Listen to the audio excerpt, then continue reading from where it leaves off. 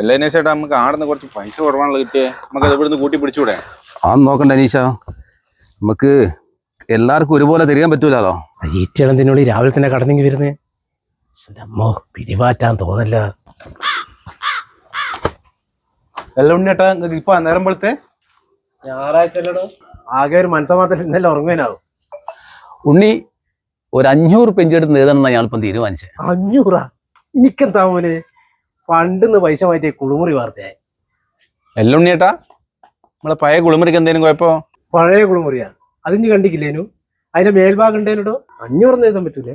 അത് ശരി, ഇനി കുളിമുറിയെല്ലാം വാർത്തിക്കണ്ടല്ലേ? എടാ ഇപ്പൊ ഒരു സമാധാനം എനക്ക്, ഇനി നനയാണ്ട് കുളിക്കാൻ. അത് ശരിയാട്ടാ.